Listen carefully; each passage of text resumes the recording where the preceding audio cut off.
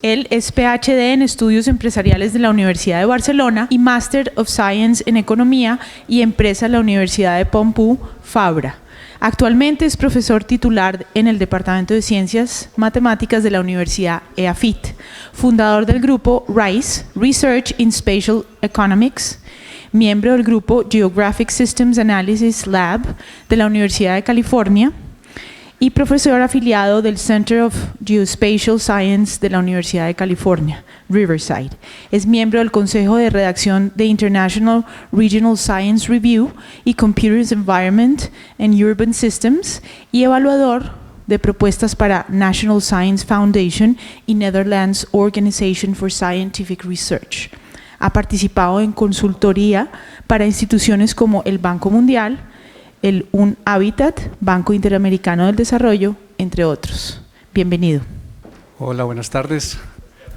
No es culpa mía que se tenga que aguantar esta charla a esta hora, pero voy a hacer lo posible por mantenerlos entretenidos. Primero que todo, muchas gracias a Juan Carlos y a la CEPAL por la invitación. Y bueno, ojalá pues les guste la charla. Bueno, el objetivo en esta charla va a ser cubrir lo más rápido posible, si este apuntador me deja, listo. Tres temas. Primero, explicar por qué el diseño de tejidos territoriales es un problema complejo por naturaleza. Espero dar algunos puntos para argumentar esta situación. Luego vamos a hacer un recorrido rápido por algunos de los aportes de la academia para tratar de entender estos fenómenos y ayudar al diseño de tejidos territoriales. Y por último, pues, qué es lo que estamos haciendo en nuestro grupo de investigación junto con otros aliados para aportar a la ciencia del diseño de tejidos territoriales. Entonces, para esto voy a empezar con una historia de fantasía, una historia en la que todo funciona perfectamente, ¿sí? Esa historia implica dos agentes importantes, la ciudad y la parte rural. Obviamente la ciudad tiene población, la parte rural también, mucha más en la ciudad que en la parte rural. Y ya sabemos pues que las ciudades, por su tema de productividad y todo, pues van creciendo, ofrecen puestos de trabajo, ofrecen mayores salarios, eso va haciendo que más y más gente llegue a la ciudad. Parte de esa gente va a venir de la parte rural y claro, esa ciudad empieza a demandar mucho más de lo que solía demandar. Entonces ya no demanda este volumen de productos del agro, sino que demanda esto. Y en ese mundo ideal, lo que termina sucediendo es que esta gente que está acá es obligada a ser más productiva, ¿sí? Obviamente con mejores salarios, estamos en el mundo perfecto.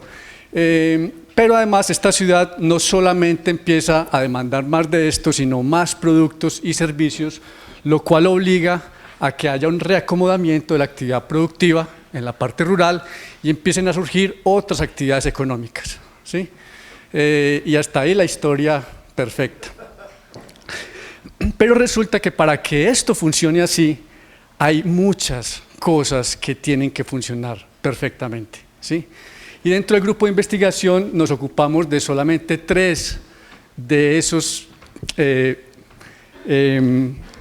condiciones que deben funcionar para que la historia que les acabo de contar se dé. La primera tiene que ser, y ya lo voy a tratar en más profundidad, diseñar los canales para que los spillover positivos operen en todo el territorio, entendiendo spillover positivo como las ventajas que se derivan de todo ese crecimiento de ciudad, que esas ventajas se repartan por todo el territorio, que no sea solamente la ciudad. Entonces esos son los spillover positivos. El segundo es la pregunta sobre a qué nos vamos a dedicar cuando tengamos que hacer ese reacomodamiento de la actividad productiva en la parte rural, qué actividades van a pegar ahí en ese territorio. Esos son los 2 temas que voy a cubrir en esta presentación.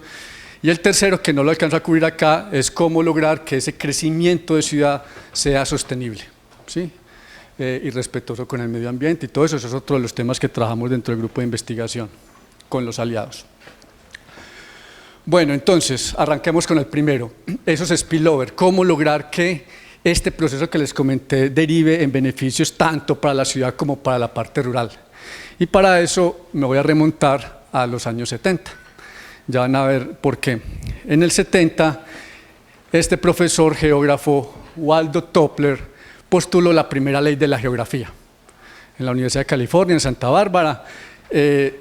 Básicamente es esta, que en el espacio todo está relacionado con todo, pero que lo más cercano está más relacionado que lo más lejano.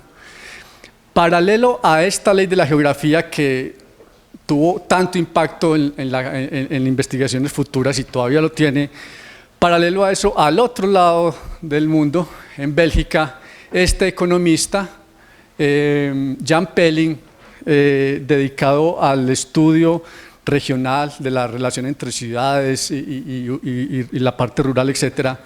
Siendo economista, él decía, la econometría para el economista es la principal herramienta de análisis, una de las principales herramientas, pero resulta que la econometría clásica tiene un postulado que es que las observaciones que yo utilizo en la econometría deben ser independientes entre ellas.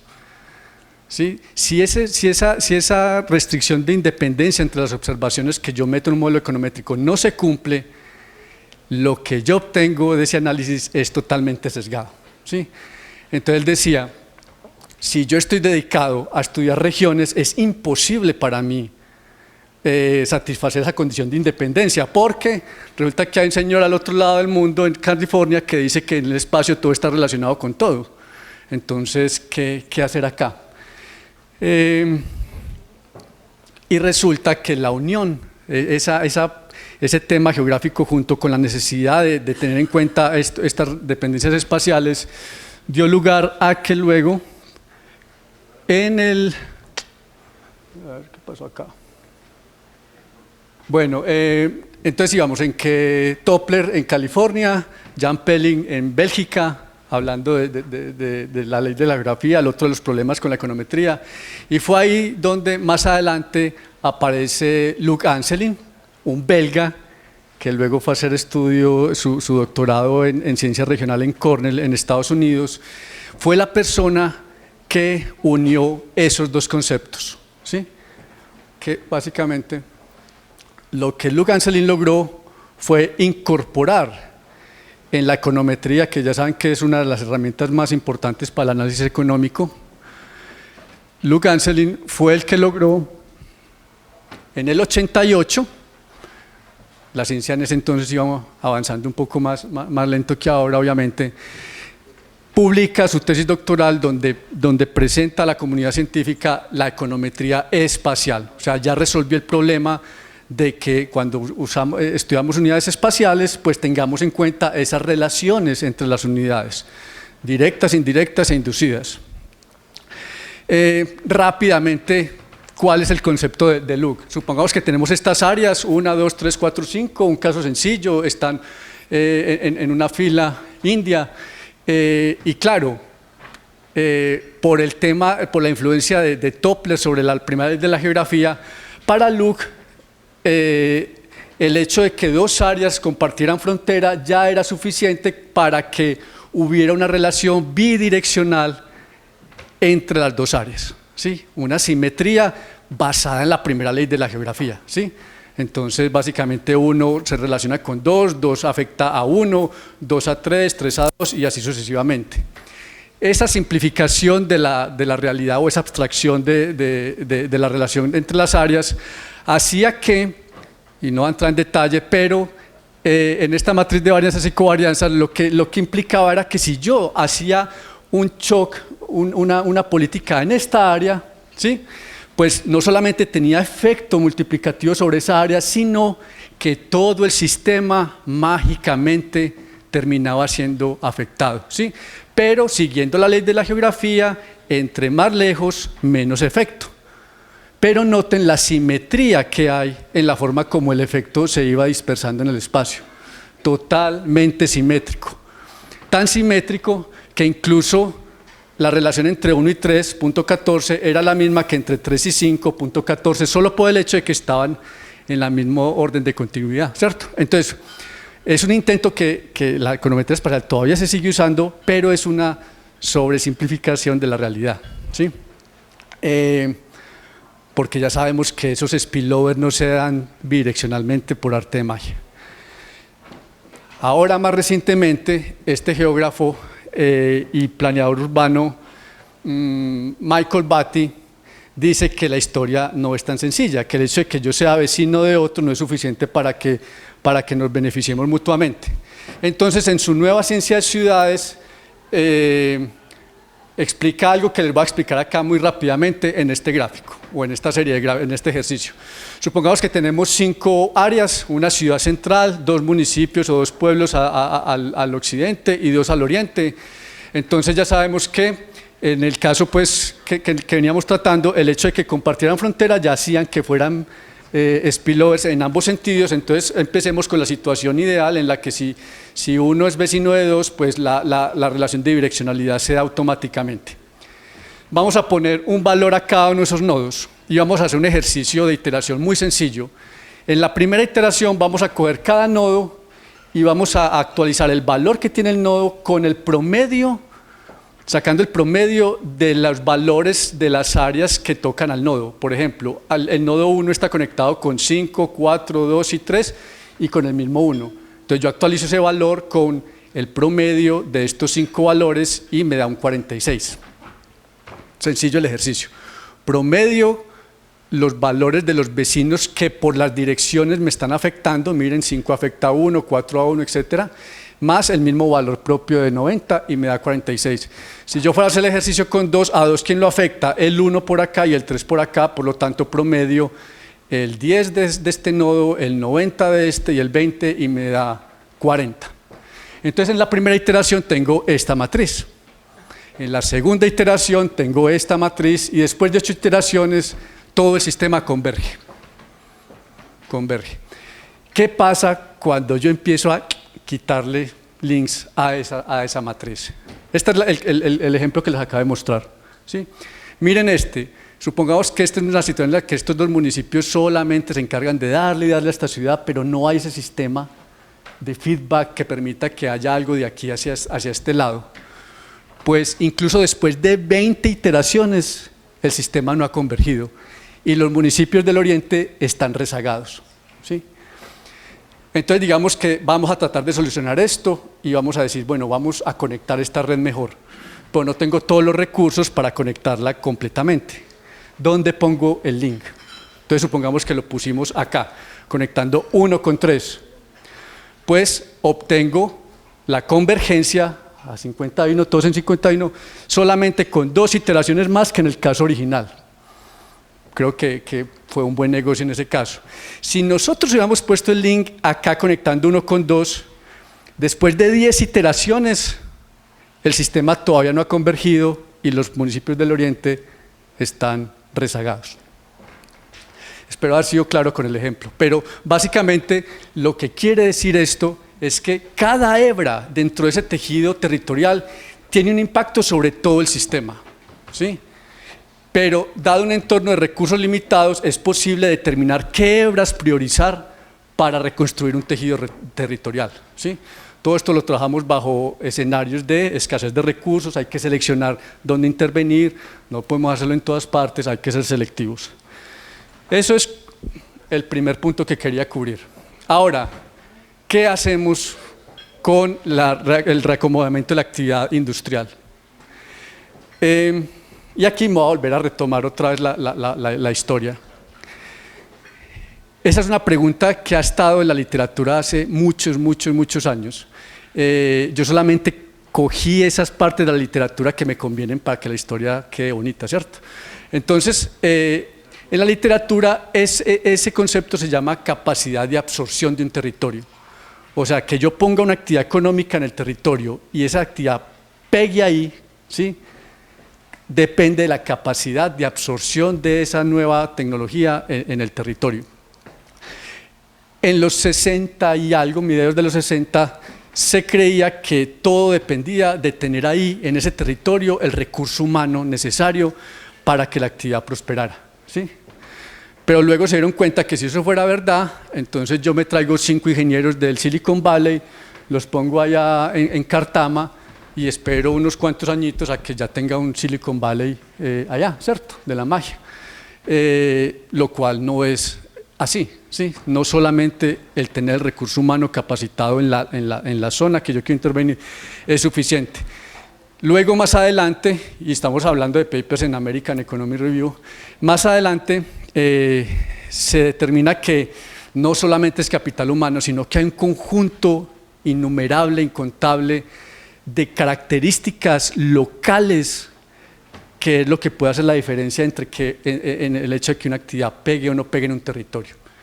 Entonces llevaron la ecuación de una simple variable a un conjunto, digamos que innumerable, incontable de variables, que en su conjunto son lo que hacen que una actividad prospere en un territorio.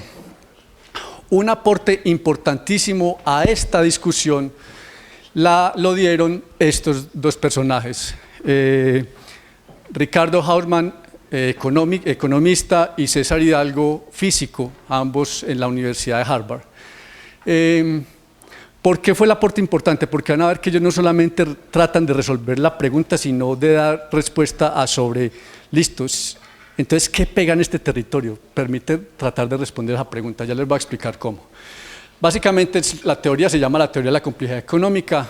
El primer paper muy descriptivo salió en 2011, pero es algo que ahora es materia de estudio intenso, no solamente en Estados Unidos, sino en Europa. La teoría de la complejidad es, como su nombre lo dice, muy compleja, es muy amplia, y yo de ahí voy a sacar nada más un elemento que es el que me sirve para esta charla, y es un constructo que ellos tienen que se llama la matriz espacio-producto. ¿Sí?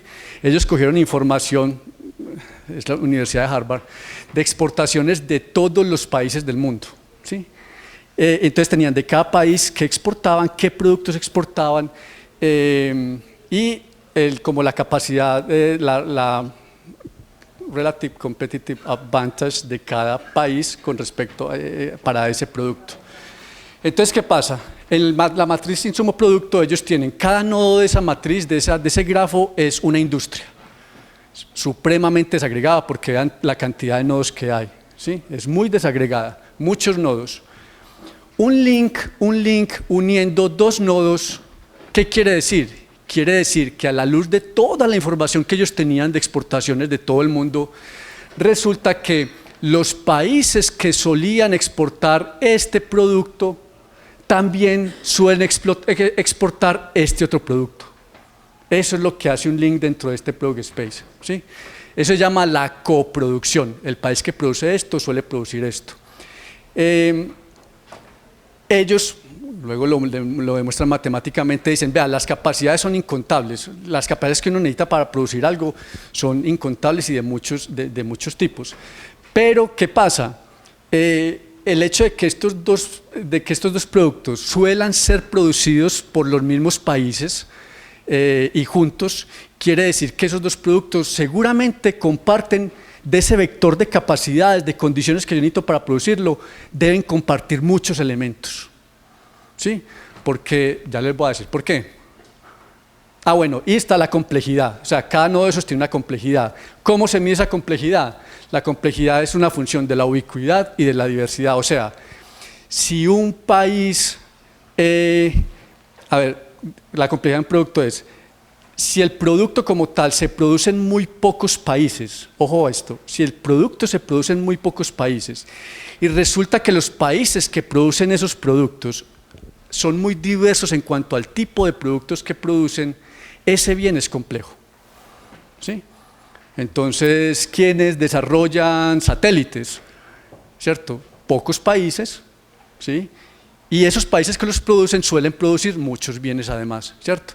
Eso diferencia el caso de los diamantes. Los diamantes son escasos, pocos países los producen, pero los países que producen esos diamantes solo producen diamantes, ¿sí? Entonces, la complejidad requiere estos dos componentes. ¿Listo?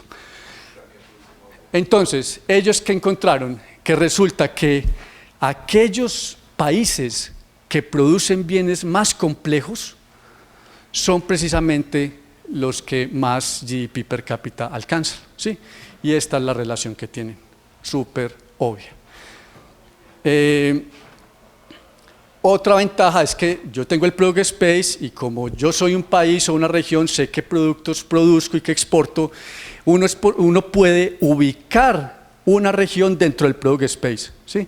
Entonces miren, acá tenemos toda esta región de países industrializados, cómo están ubicados dentro del Product Space, ubicados en esas partes densas del Product Space donde están los productos más complejos, mientras que en países como, en regiones como Asia, Latinoamérica, miren que suelen ser países posicionados en la periferia del Product Space, productos sencillitos, capacidades básicas, sí, suelen estar ahí.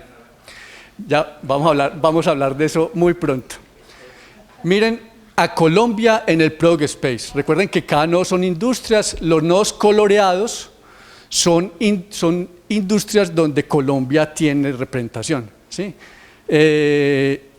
Primera impresión, muy periférico, muy pocos nodos coloreados, industrias básicas extractivas, material de construcción, etc. Si cogemos la matriz de exportaciones que se usó para hacer este cálculo, miren las exportaciones brutas, y si las neteamos, terminamos con una economía que se simplifica en minerales y piedra, básicamente. Echémosle una ojeada al Product Space de Estados Unidos. Exacto. Nodos de todos los colores, muchos nodos, quiere decir que es industria diversa y tiene muchos de esos nodos ubicados en las partes más complejas del espacio producto, ¿sí? Entonces, resultado, exportaciones brutas, y si las neteamos, servicios, el producto más complejo, ¿sí? Porque requiere poner a armonizar muchas cosas a la vez. Bueno, entonces, una de las principales conclusiones de Hauptmann Hidalgo con respecto al Product Space es que el camino hacia la diversificación, a tener industrias más complejas, es un camino sumamente restringido. Si yo en esa red estoy en un sitio determinado, el yo moverme a mejores lugares dentro de esa red está supremamente restringido a los caminos que yo tengo para irme moviendo dentro de esa red a mejores partes del Product Space. Por ejemplo, vamos que yo produzco piña, ¿sí? Es posible que las capacidades adicionales que yo necesite para pasar de producir piña a producir piña y melones sea un paso pequeño, ¿sí? Porque esos dos son productos muy coproducidos, entonces puedo dar el paso rápido. Yo necesito un vector de capacidades un poco más diferente si quiero pasar de ahí a hacer mermelada de piña, ¿sí? Y el paso de pasar a hacer mermelada de piña a hacer perfume de piña, que lo encontré por ahí, seguramente requerirá una matriz de capacidades mucho más compleja que esta, ¿sí? Y si yo soy un municipio, una región muy soñadora y digo, no, es que yo quiero parar de hacer piña a hacer automóviles, ¿sí? Pues automóviles, sí, y les voy a imprimir la piña en el capó. Obviamente el recorrido, las capacidades adicionales que yo tengo que incorporar a mi economía son mucho más grandes, ¿sí? Entonces, si ubicamos esos productos dentro del Product Space, pues ahí está, piña, melón, mermelada de piña, mucho más lejos el perfume de piña, y todavía más lejos y en la parte más compleja del Product Space, mi carro con la piña impresa, ¿cierto? Bueno, entonces, de este segundo elemento que rescatamos, la capacidad de incursionar en una nueva industria, la capacidad que tiene una región de incursión en esa industria, es un proceso extremadamente limitado, si yo quiero actuar prudentemente y un paso a la vez, es muy limitado.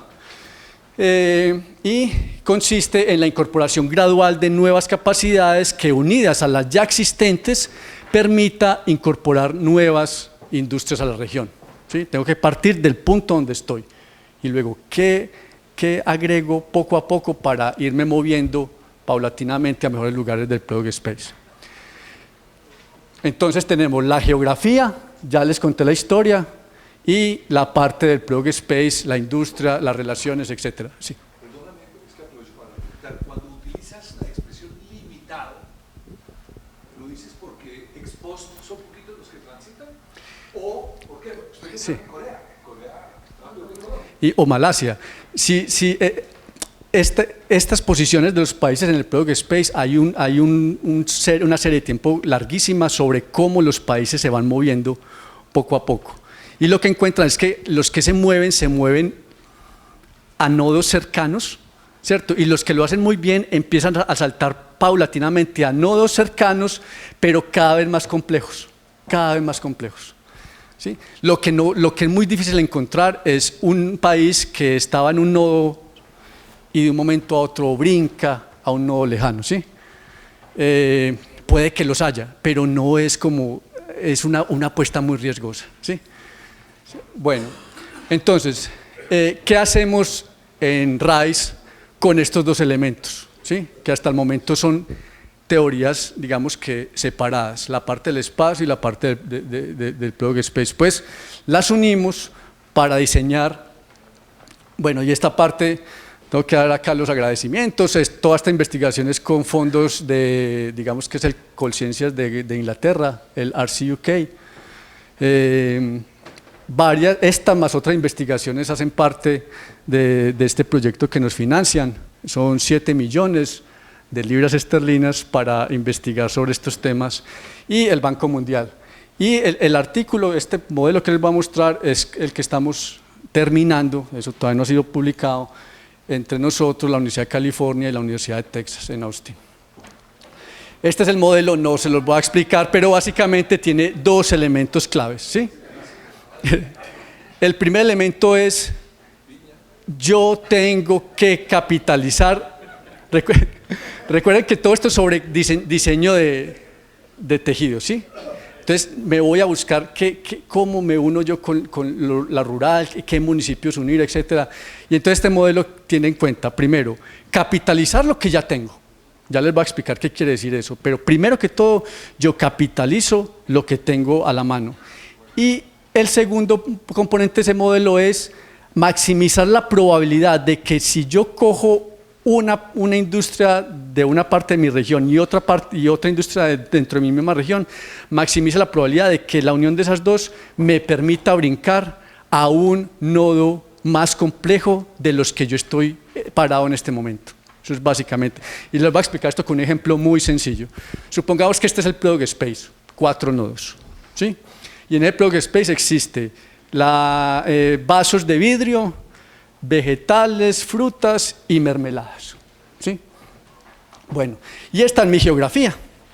Yo tengo 9 áreas y tengo industrias, vea, acá tengo frutas y vegetales y acá industria de vidrio, peldar, por decir algo. Listo. Miren cómo están conectados estos nodos. Entonces, ¿qué pasa? Primero, ¿qué haría el modelo frente a una situación tan simple como esta? Dice, bueno, este nodo, este link es clave. Este link es clave porque quiere decir que estos dos industrias comparten vectores similares de capacidad y me conviene ponerlos a conversar para ver si esto aprende algo de este y este aprende algo de esto y se genera, todo esto sobre generar innovaciones pero de forma más natural. La meta es diseñar políticas para que conversen y aprendan el uno del otro. Entonces, como yo quiero generar ese tipo de spillover de conocimiento, entonces me conviene que estas áreas estén juntas. ¿Sí? Luego tengo lo de cristal, tengo acá, entonces también me conviene juntarlos para que intercambien experiencias, de pronto demanden en conjunto, entonces por más volumen sean más competitivos, etc. La parte clave, hasta ahí he capitalizado lo que tengo. La parte clave acá es que yo sé que tengo esta industria, tengo estas dos de acá y resulta que está esta que es un pelín más compleja. Pero para maximizar la probabilidad de llegar allá, yo tengo que poner a conversar estos, ¿sí? Ponerlos juntos e implementar los programas muy específicos que permitan que esta economía salte de una forma más natural y menos forzada hacia una industria más compleja, paso a paso, despacio. Esto es un ejemplo.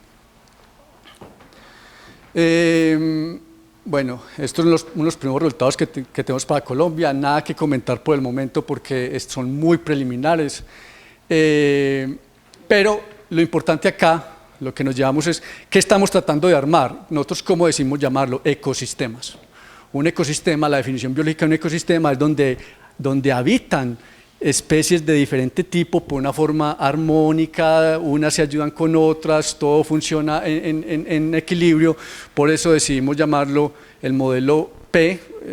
La familia de los modelos P es amplia, el primero lo publicamos por allá en el 2005, uno de ellos fue con Luke Anselin, el Max P Regions, este todavía no ha salido, que es el que le estoy presentando, que son ecosistemas de innovación, ¿qué uno con qué? Para tratar de catalizar procesos de innovación, pero estratégicos, porque yo los uno, pero con un objetivo muy específico y es saltar a tal nodo específico del Plug Space. Entonces son alianzas estratégicas entre unidades espaciales, municipios o como lo queramos llamar, alianzas estratégicas entre industrias. Yo le digo al gobierno nacional, vea, esta es la región, esta es la alianza de municipios, por decir algo.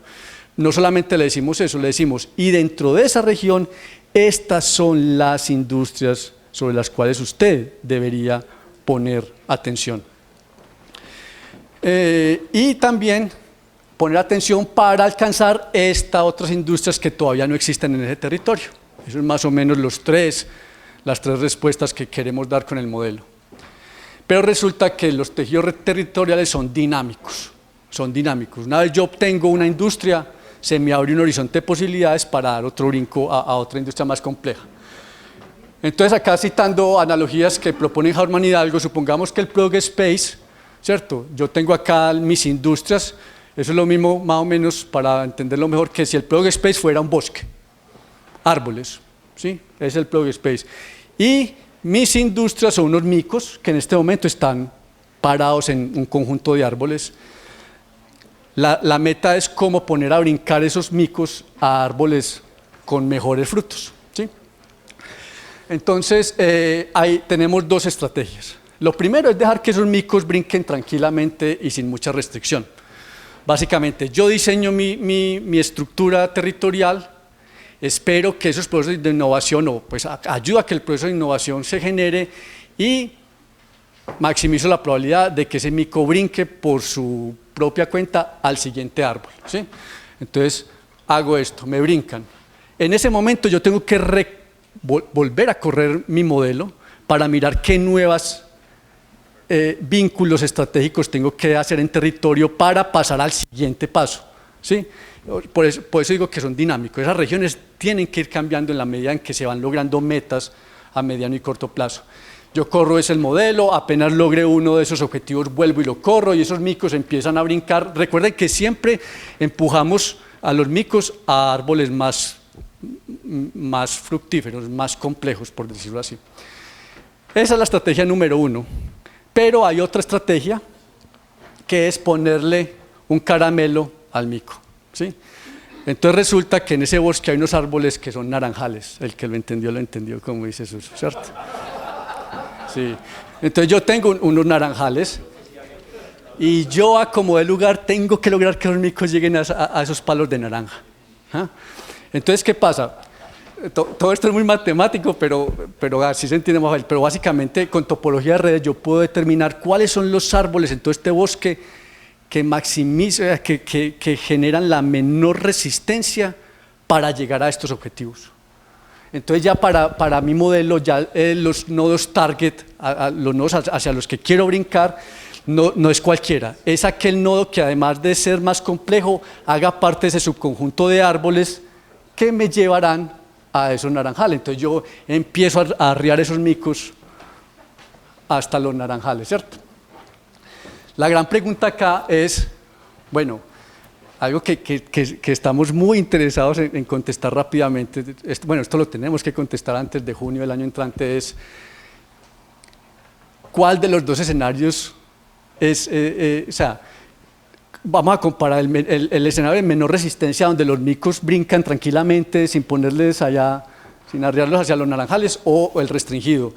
¿Cuál es la brecha entre mi posición actual y en el Product Space y las industrias deseadas. O sea, primero que todo, y eso lo vamos a llamar para el caso de los árboles naranja, el potencial naranja es, mi región está en este punto, ¿cierto? ¿Cuántas iteraciones requeriría yo para llegar a esos árboles naranja? Eso más o menos me diría mi potencial naranja, ¿cierto? Habrán regiones que de pronto estén mucho más cerca, otros más lejos, pues lo queremos medir. Y también queremos comparar cuál es el estado final de los dos escenarios. O sea, me convendría más dejar que esos micos brinquen tranquilamente, ¿cierto? Menos restringidos. Llego yo a escenarios a mejores espacios del Product Space, dejándolos brincar tranquilos hacia árboles más complejos, pero en función de las capacidades que hay. O de verdad yo llego a mejores lugares del Product Space y tengo una economía más compleja, arriando esos micos hacia los palos de naranja, ¿cierto? Yo creo que por lo que hemos aprendido acá, más o menos podemos intuir la respuesta, ¿sí? Pero hay que demostrarlo, ¿sí? Y hasta aquí no sé cuánto tiempo se me llevó, pero muchas gracias.